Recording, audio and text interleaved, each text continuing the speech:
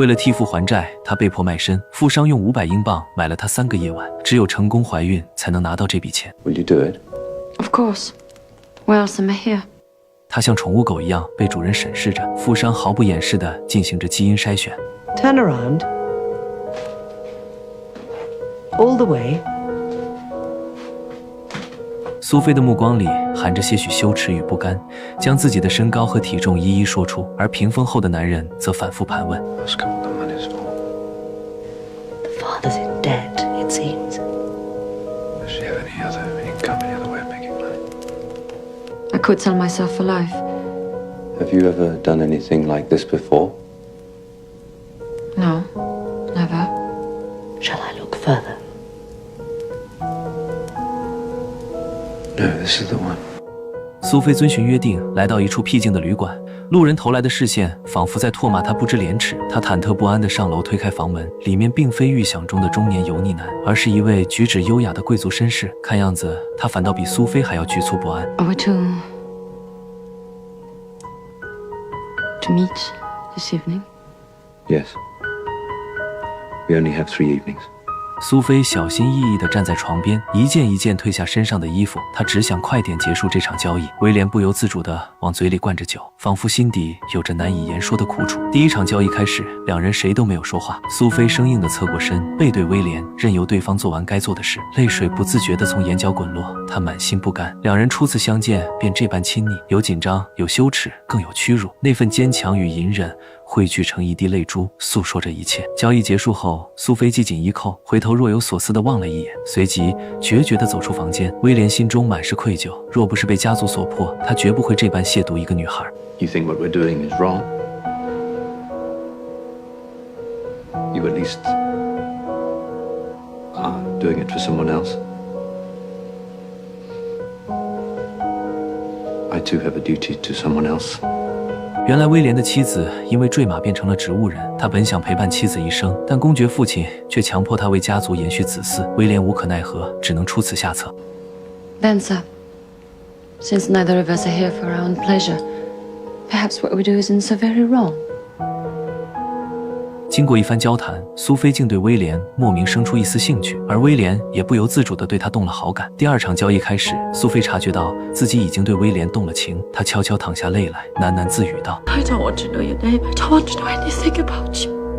苏菲的内心在激烈挣扎，她其实渴望知晓威廉的一切，但威廉出于对妻子的责任，时刻提醒着自己必须保持冷静。可情感的缠绕与内心的拉扯，终究让他渐渐松动了曾经固守的信条。不久后，他找到了在海边独处的苏菲，随着交谈渐深，两人间的距离又被悄然拉近。他在他的鼓励下敞开心扉，用羞涩的呼喊释放出潜藏的压抑。在这微妙的氛围中，两人仿佛找到了难以名状的默契。只是与恋人不同，他们之间始终横亘着无法逾越的隔阂。若说第一晚是生涩的，那么第二晚则是试探的交融，到了第三晚便是彻底的释放。然而刚刚建立的好感，转瞬间便被冰冷的现实击得粉碎。天一亮，苏菲就被送上了离别的船只。纵然两人都清楚这3日的时至，却还是无可避免地坠入了情感的漩涡。苏菲带着浅浅的愁绪送别威廉，将自己悄然萌发的情愫藏进了无人知晓的心底。时光飞逝，转眼便是10个月，苏菲顺利生下一个健康的女婴。可她还没来得及好好看看女儿，孩子就被仆人强行抱走。苏菲强作镇定，仿佛什么都没发生。然而母亲对孩子那份与生俱来的牵绊，终究让她难以释怀。自此以后的7年里，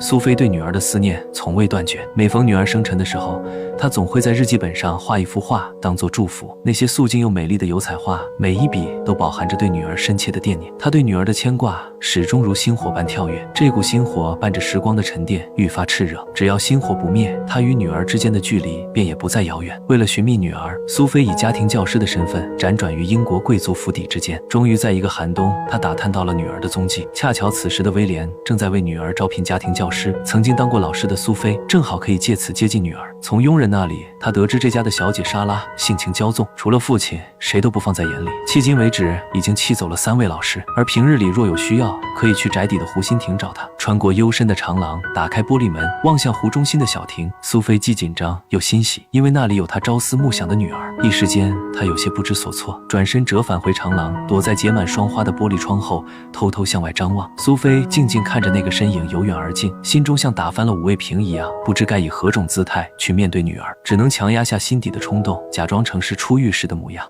Who are you? Your new governess. Then bugger away, lady. 眉头微微蹙起，望着女儿骄纵的模样，苏菲总算明白仆人们为何惧怕她了。而那个将女儿宠成这般模样的男人，也很快回到了府邸。苏菲站在窗前，望着女儿熟练地踩在男人身上，脸庞洋溢着甜甜的笑容，她的嘴角也跟着扬了起来。原来刁蛮任性只是孩子的伪装，自幼缺失母爱的安全感，让她只能用这种方式守护自己。至少这孩子享受到了足够的父爱。怀着惴惴不安的心情，苏菲深吸一口气，走下楼梯，闯进了威廉的视线中。而在看清那张脸庞后，威廉脸上的笑意渐渐僵住，随之而来的便是惊愕。因不愿让家人与女儿知晓苏菲的身份，他强压下心底的惊骇，要求即刻辞退苏菲。可这个决定当即被蒙在鼓里的小姨子否决，因为协议规定，辞退家庭教师需要提前1个月通知，并且在通知期内，教师都需要留宿主家。无奈之下，威廉私下找到苏菲，怒不可遏地斥责她违背了2人的约定。为了家族的声誉，他绝不容许此事外泄。而苏菲只能卑微地哀求威廉留下自己，只因他实在无法抵挡对女儿日渐浓烈的思念。他发誓绝不会泄露任何秘密，甚至提出愿意还钱给他。事到如今，无计可施的威廉只得带苏菲去妻子的房间，恳请她在妻子面前起誓守住秘密。 I swear. Now leave us. 就这样，苏菲得以暂且留下，借着这仅有的1个月时光教导女儿。在与莎拉相处的第1堂课上，苏菲远远低估了女儿的性格缺陷。威廉长久的宠溺让她变得极度傲慢，连最基本的社交礼仪都不懂，更容不得任何人触碰她脆弱的内心。她性情孤僻、敏感又自闭，满口污言秽语，想借此把新来的老师赶走。 You're poor, I suppose. Yes? I don't have to do what you say. 苏菲本想推行更严苛的教学方式，可威廉却驳回了他的提议。他想给莎拉一个无忧无虑的童年。无奈之下，苏菲只得将莎拉反锁在教室里，任凭她哭闹撒野，始终不为所动。很快，听到尖叫的威廉匆匆赶来，他怒不可遏地命令苏菲打开房门。I will not have you treat my daughter like this. Would you ever grow up ignorant and friendless? I'll not have her imprisoned. She cares for no one but you, and so no one cares for her. 见命令不管用，威廉便上前抢夺钥匙。为了女儿能健康成长，苏菲奋力反抗，一把甩开了他。You want her to love you. I want her to be loved. She won't have you forever. 威廉最终还是选择了退让。其实他也明白，女儿的性情已经在不知不觉中走向了极端。没了父亲的撑腰，莎拉便安静地躺在地上，无声抵抗。她打翻仆人送来的午餐，以此宣泄心底的抗议与不满。可苏菲却丝毫没有动怒的意思。两人就这样饿着肚子僵持起来。莎拉用最刻薄的言语咒骂苏菲，可这位新老师似乎很有办法。I'll murder you. How? With a knife, I'll stab you in the heart. Yes, that would do it. It would. You'll be dead. You'd have to bury me. I won't. I'll just leave you. I'd rot. I'd smell. Serve you right. 不经意间，莎拉看到了苏菲准备的单词卡片，她傲慢地问：“到底要学些什么？”苏菲温柔一笑，取出几张卡片，耐心地讲解起单词来。原本生涩的词汇，在她的绘画和描述下变得鲜活有趣。莎拉渐渐不再抵触，很快便专注地学起了单词。对于莎拉的学习态度，苏菲颇为满意。这天夜里，她走进莎拉的房间，在她的脸颊印下一个吻。苏菲以严苛的方式教女儿做人，却将所有的母爱都深埋在心底。随后的几天里，莎拉一直表现得不错，安心学习苏菲手绘的单词图片。然而好景不长，这天威廉要去外地出差，莎拉紧紧搂着他的脖子不肯松手。最后威廉只能硬起心肠离开。莎拉将心中的不满发泄在苏菲身上，痛骂她不过是个穷酸的下等人。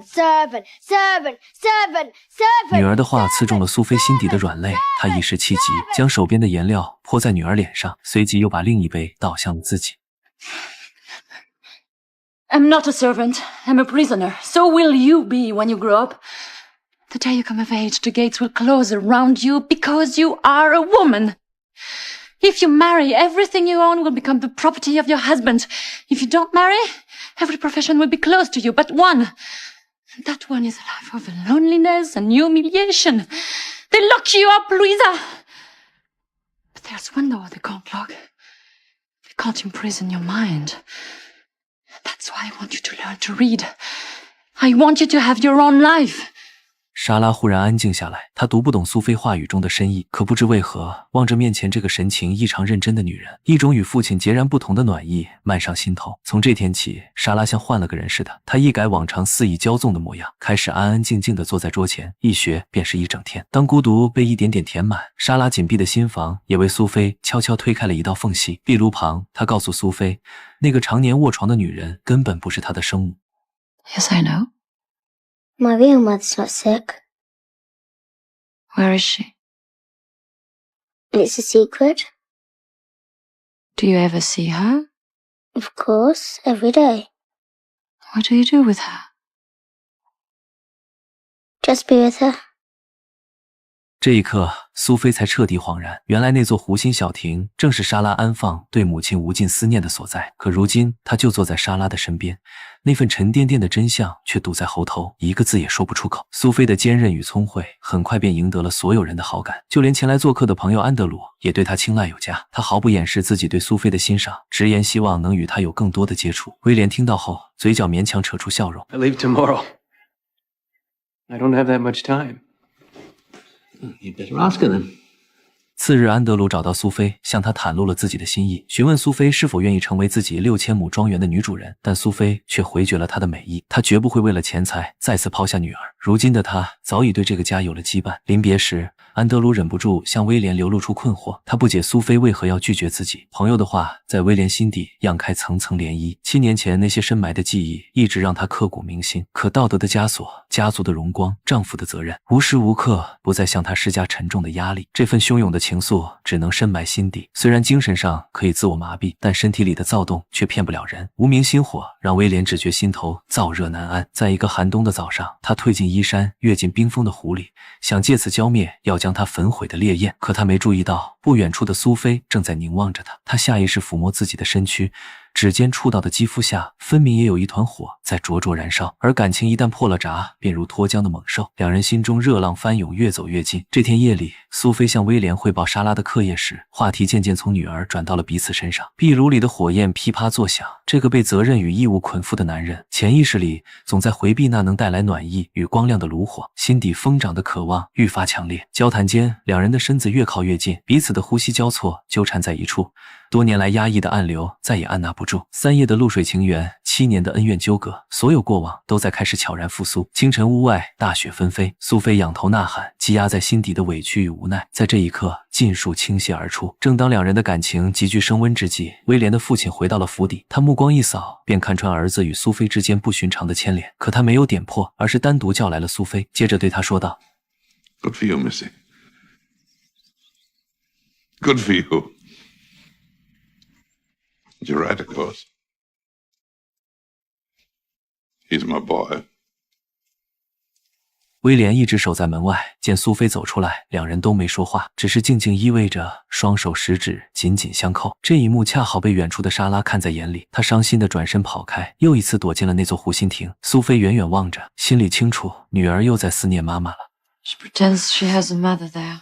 I know, we're all pretending.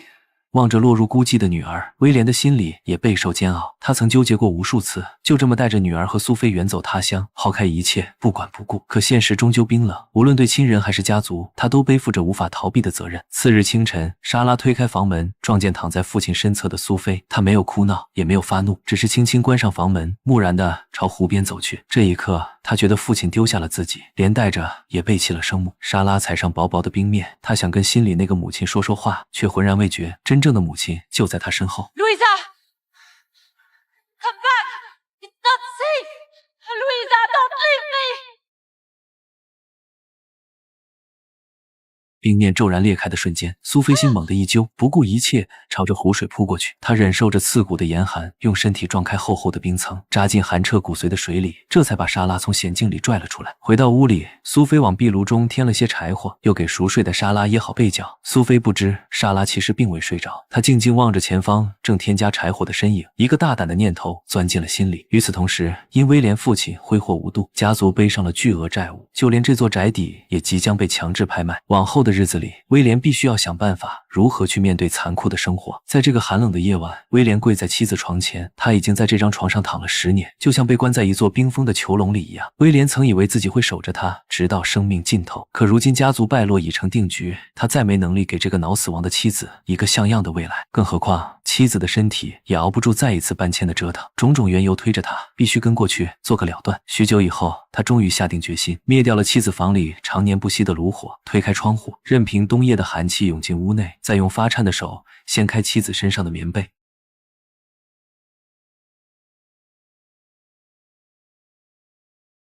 Take my beloved wife.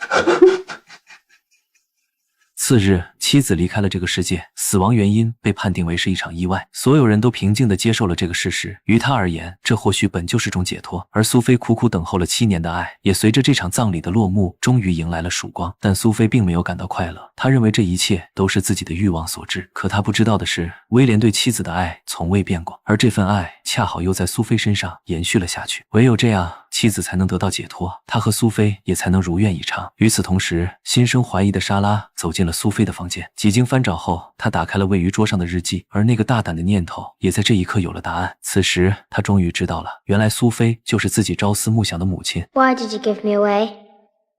I didn't. I sold you. How much for? £500.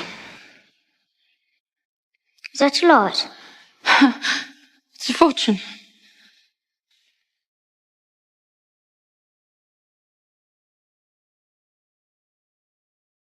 I'm glad it was a lot.